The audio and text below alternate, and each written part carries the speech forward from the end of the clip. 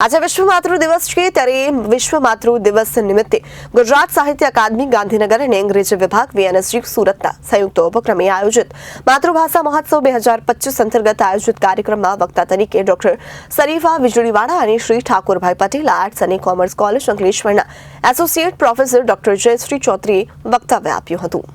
વિશ્વ માતૃભાષા દિવસ નિમિત્તે ગુજરાત સાહિત્ય અકાદમી ગાંધીનગર અને અંગ્રેજી વિભાગ વીએનએસજી સુરતના ઉપક્રમે માતૃભાષા મહોત્સવ 2025 અંતર્ગત આયોજિત કાર્યક્રમમાં વક્તા તરીકે ડોક્ટર શરીફા વીજળીવાળા અને શ્રી ઠાકોરભાઈ પટેલ આર્ટ્સ અને કોમર્સ કોલેજ અંકલેશ્વરના એસોસિએટ પ્રોફેસર જયશ્રી ચૌધરીએ વક્તવ્ય આપ્યું। અંગ્રેજી વિભાગના અધ્યક્ષ ડોક્ટર મહેશ ડેએ સૌને આવકાર્યા હતા। માતૃભાષા દિવસના મહત્વને સમજાવતા મહેશ ડે ભાવવિભોર થઈને પોતાના અંકલેશ્વર કોલેજના પ્રારંભિક દિવસોને યાદ કર્યા। સાથે જ વીએનએસજીયુના કુલપતિ Shri doctor Kishor Singh Chavda, registrar doctor RC Gadhvi, Gujarat Sahitya Akademi अध्यक्ष डॉक्टर भाग्येश जहा तथा महामात्र डॉक्टर जयेंद्र सिंह यादवे शुभेच्छा पाठवी। डॉक्टर शरीफा વીજળીવાળાએ 21મી ફેબ્રુઆરીએ માતૃભાષા દિવસની ઉજવણીનો પ્રારંભ અને માતૃભાષાને મહત્વના ઉદાહરણો દર્શાવ્યા હતા। તેઓ ઉખાણાઓ તથા માતૃભાષાના ઉદાહરણો જીવંત શૈલીમાં આપી રસપ્રદ વ્યાખ્યાન આપ્યું હતું।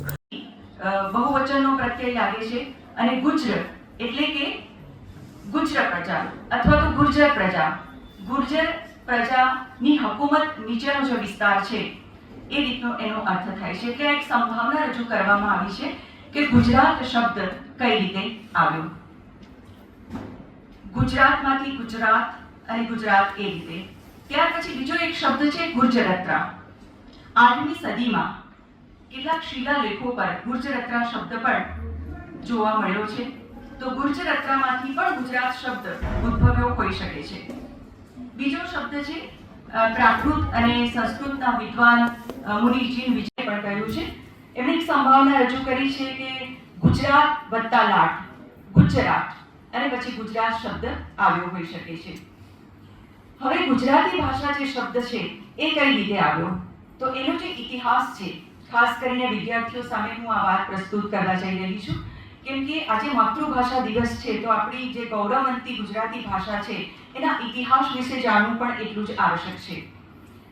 પદ્મનાભે સૌથી પહેલા જે શબ્દ પ્રયોજ્યો કાનહદે પ્રબંધમાં એમણે પ્રાકૃત બંધ શબ્દ પ્રયોજ્યો છે। ત્યાર પછી ભારણે શબ્દ પ્રયોજ્યો ગુજર ભાખા। એમણે નળાખ્યાનમાં આ કહ્યું છે કે ગુરુપદ પંકજને પ્રણમું બ્રહ્મ સુતાને ધ્યાઉં ગુજર ભાખાએ નલરાના ગુણ મનોહર ગાઉં। તો બહુ પહેલા ગુજર ભાખા શબ્દ એમણે પ્રયોજ્યો। ત્યાર ખાસ જણાવ્યું છે કે અને રાષ્ટ્રીય શિક્ષણ નીતિ 2020 અંતર્ગત અનુરૂપ આ પત્ર લખવામાં આવ્યો છે। ઉચ્ચ શિક્ષણ સંસ્થાનો માટે આ અતિ આવશ્યક છે કે તે વિદ્યાર્થીઓ માટે શિક્ષણ અભિગમ પ્રક્રિયાને માતૃભાષા કે સ્થાનીય ભાષામાં સુલભ બનાવે। આ એક બહુ મહત્વપૂર્ણ નિર્ણય છે સરકારશ્રીનો અને આ દિશામાં એક પત્ર લખવામાં આવ્યો હતો। ઉચ્ચ શિક્ષણ સંસ્થાનોને એક આધિકારિક પત્ર પણ લખવામાં આવ્યો હતો અને જેમાં બધા જ ઉચ્ચ શિક્ષણ સંસ્થાનોને અનુરોધ કરવામાં આવ્યો હતો કે વિદ્યાર્થીઓને પરીક્ષામાં માતૃભાષા કે સ્થાનીય ભાષામાં ઉત્તર લખવાની અનુમતિ આપે। ભલે એ કાર્યક્રમ અંગ્રેજી માધ્યમનો હોય તથા એ મૌલિક લેખનને સ્થાનીય ભાષાઓમાં અનુવાદ તથા શિક્ષણ અધિગમ પ્રક્રિયામાં સ્થાનીય ભાષાના ઉપયોગને પ્રોત્સાહન આપવામાં આવે। તો એક ખૂબ મહત્વની વાત મેં તમારી સામે પ્રસ્તુત કરી। પછી સાથે સાથે આપણે વાત કરીશું કે જે નવી શિક્ષણ નીતિ છે રાષ્ટ્રીય શિક્ષણ નીતિ છે એમાં 60ના દાયકાની આસપાસ એક બેઠક મળી હતી જેમાં મુખ્યમંત્રીઓ વચ્ચે સહમતિ સધાઈ હતી અને એક સૂત્ર આપવામાં આવ્યું હતું અને એ સૂત્ર છે ત્રિભાષાનું સૂત્ર અને એના માટે પણ એક પ્રારંભિક બિંદુ તરીકે હતું અને એનઈપી 2020 અને 3 ભાષા સૂત્ર રાષ્ટ્રીય શિક્ષણ નીતિ અંતર્ગત આ વાતને પુનઃ પ્રોત્સાહન આપવામાં આવ્યું। તો આપણે જાણીશું કે 3 ભાષા સૂત્ર શું છે। એક તો આજે 3 ભાષામાં કઈ કઈ ભાષાઓ હોવી જોઈએ। એક ભારતીય માતૃભાષા હિન્દી હોવી જોઈએ, બીજું પ્રાદેશિક ભાષા હોવી જોઈએ અને ત્રીજી અંગ્રેજી ભાષા હોવી જોઈએ. આ સૂત્ર સરકારી અને ખાનગી બંને શાળાઓને લાગુ પડે છે. શિક્ષણનું માધ્યમ ગમે તે હોય, આ ત્રણ ભાષાઓમાંથી કોઈ પણ એક ભલે ને હોય, પણ આ ત્રિભાષા સૂત્ર એને લાગુ પડે છે. આપણે જોઈએ કે આ જે ત્રિભાષા સૂત્ર છે એના હેતુઓ કયા કયા છે. પહેલું તો બહુખંડીયતા જે છે એને પ્રોત્સાહન આપવું. વિદ્યાર્થી મિત્રો, આપણે જાણીએ છીએ કે બાંધ લો દુનિયા મુઠ્ઠી મેં. હવે આપણે બહુખંડીય ક્ષેત્રે પણ અગ્રેસર થઈ ગયા છીએ. આપણે સંવાદ સાધી શકીએ છીએ, તો આપણા માટે એ વાત પણ સરળ થઈ જાય. બીજું, વિદ્યાર્થીઓ દેશભરમાં સંવાદ સાધી શકે અને વિભિન્ન ભાષાઓ અને સંસ્કૃતિ પ્રત્યે તેઓ અવગત થઈ શકે. હવે આ જે ત્રિભાષા સૂત્ર છે અથવા તો જે રાષ્ટ્રીય શિક્ષણ નીતિ આવી, એને લીધે શિક્ષણ પર ખાસી અસર થઈ હતી અને ઘણી શાળાઓ તે સમય દરમિયાન બંધ રહી હતી અને દુનિયાભરના શિક્ષણને અસર થઈ હતી અને અસમાનતાઓ વધુ તીવ્ર થઈ હતી. વિશ્વભરની શાળાઓમાં સરેરાશ 20 અઠવાડિયા સુધી શાળાઓ બંધ રહી. વળી કેટલીક શાળાઓ તો 70 અઠવાડિયા સુધી બંધ રહી હતી. તે સમય દરમિયાન ખાસ કરીને જે બીજા સ્તરના વિદ્યાર્થીઓ છે કે જેમણે મુખ્યત્વે રાષ્ટ્રીય અથવા તો આંતરરાષ્ટ્રીય ભાષામાં જેઓ જ્ઞાન મેળવતા હતા, તેના સિવાય જેમની શીખવાની સામગ્રી અથવા તો શીખનારાઓની સામગ્રી માતૃભાષામાં ઉપલબ્ધ ન હોય, એવા માટે ખાસ અવરોધ ઊભા થયા હતા અને પરિણામે શાળાઓ છોડવાનો દર વધતો જાય છે અને વિદ્યાર્થીઓને શિક્ષણ પ્રત્યેથી વંચિત પણ રહેવું પડે છે. આજે ડિજિટલ યુગ છે અને કનેક્ટિવિટી, જોડાણ ક્ષમતા શિક્ષણનો અધિકાર સુનિશ્ચિત કરવા માટે એક મહત્વપૂર્ણ પરિબળ બની ગઈ છે.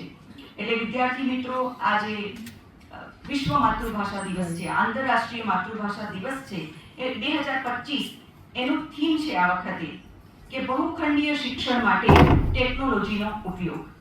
અને આ ખૂબ જરૂરી છે કે આજે મુશ્કેલી પડી શકે છે, સાથે સાથે અસુરક્ષિતતા પણ તેઓ મહેસૂસ કરી શકે છે. આપણે માતૃભાષા દિવસ છે તો તે નિમિત્તે કેટલાક કવિઓએ મૌક્તિકો આપ્યા છે, એને પણ આપણે સ્મરીશું. કવિ અર્દેશ્વર ફરામજી ખબરદાર. બધા વિદ્યાર્થી મિત્રોનું આ બાજુ ધ્યાન રહેશે.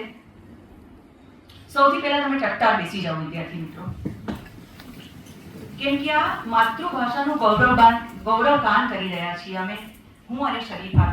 તો આપણા માટે તો બહુ ગૌરવનો દિવસ છે આ. તો આ સમય તો કમસે કમ આપણે બસે એક ગુજરાતી, ત્યાં ત્યાં સદાકાળ ગુજરાત, જ્યાં જ્યાં બોલાતી ગુજરાતી, ત્યાં ત્યાં ગુર્જરીની મોકલાત. રાષ્ટ્રપતિ અબ્દુલ કલામે કહ્યું હતું કે હું સારો વૈજ્ઞાનિક એટલા માટે બની શક્યો કારણ કે હું ગણિત અને વિજ્ઞાન માતૃભાષામાં શીખ્યો હતો. માતૃભાષા એ ફક્ત લાગણી નથી. બાળક જ્યારે જન્મે છે ત્યારે માતૃભાષાને ત્યારથી એ ગ્રહણ કરે છે. માતૃભાષામાં માતાનો પ્રેમાળ સહજ સ્પર્શ હોય છે. નેલ્સન મંડેલાની પ્રખ્યાત ઉક્તિ છે કે તેના મગજ સુધી પહોંચે છે, પણ જો તમે તેની માતૃભાષામાં તેની સાથે વાત કરો તો સીધું એ એના હૃદય સુધી પહોંચે છે. એક સંશોધન એવું કહે છે કે વિદ્યાર્થીઓ માતૃભાષામાં જે અભ્યાસ કરે છે એનો અન્ય ભાષાઓ પર પણ એટલું પ્રભુત્વ હોય છે. રવિન્દ્રનાથ ટાગોરે કહ્યું છે કે માતૃભાષા એ માત્ર અભિવ્યક્તિનું સાધન નથી, એ આપણા વિચારનું, સ્વતંત્રતા અને સર્જનાત્મકતાનું પણ માધ્યમ છે.